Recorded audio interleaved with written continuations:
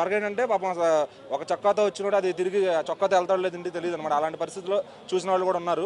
So ఇప్పుడు అదంతా తగ్గిపోయింది. ఏ హీరో అయినా కూడా, ఎంత పెద్ద హీరో అయినా, వేల కోట్లు కొట్టే హీరో అయినా అంతా ఆన్లైన్ ట్రాకింగ్ అయిపోయింది అనమాట.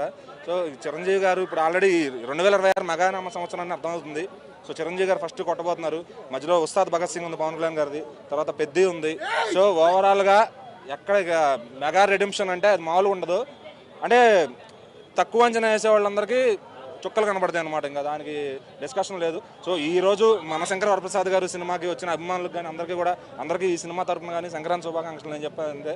సో సినిమా అయితే అదిరిపోద్ది. అనిల్ రావుపూడి గారి మీద నమ్మకం, ఎందుకంటే ఆయన ట్రాక్ ఎలా ఉందనేది మనం చూస్తూ వస్తున్నాము. చేసిన సినిమాలు కూడా బ్లాక్ బస్టర్. సో ఇది కూడా మంచిగా ముచ్చటగా 3వ హ్యాట్రిక్ అవుద్ది ఆయనకి.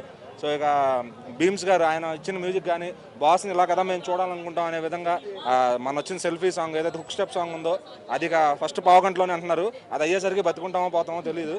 సో ఓవరాల్గా ఎంజాయ్ చేయడం, ఇంకా సినిమా చూసిన తర్వాత ఇంకేమైనా మాటలు వస్తాయి. సో ముందైతే ఆనందం అయితే ఉంది సినిమా చూడడం. సింగిల్ స్క్రీన్ లో మెగా మాస్ ఎంజాయ్ చేయడం అనేది వేరే లెవెల్. ఎలా అనిపిస్తుంది? అదే డెఫినెట్లీ చెప్తున్నా కదా, ఫస్ట్ టికెట్ దొరికిన వాళ్ళందరూ కూడా ఏదైతే ఈ 1000 కెపాసిటీ ఏదైతే ఉంటుందో ఆ ప్రతి ఒక్కడు అదృష్టవంతుడే. మెగాస్టార్ గారి సినిమా చూడటం అంటే అదంత ఆషామాషి కాదు. సో ఈ రోజు చెప్తున్నా కదా, ఆన్లైన్ సిస్టమ్ వల్ల అందరికీ టికెట్లు ఈజీగా దొరుకుతున్నాయి.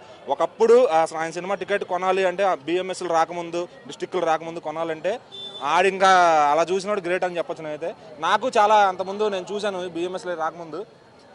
సో ఓవరాల్గా ఇంక చెప్పడానికి ఏం లేదు. మనశంకర ప్రసాద్ గారు, పెద్ది, ఉస్తాద్ భగత్ సింగ్, వరుస పెళపెళ వరుస ఊచకోత అని మనం రిక్ చూసాం కదా, అది ఉండబోతుంది అనమాట మెగా ఫ్యామిలీ నుంచి.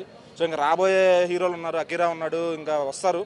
సో ఓవరాల్గా ఏంటంటే ఈ సంవత్సరం 2020 రాసి పెట్టుకోండి, 2026 మెగానామ సంవత్సరం. ఏంటి పాలాభిషేకాలు కూడా చేయడం మీతోనే స్టార్ట్ చేశారు ఈ సింగిల్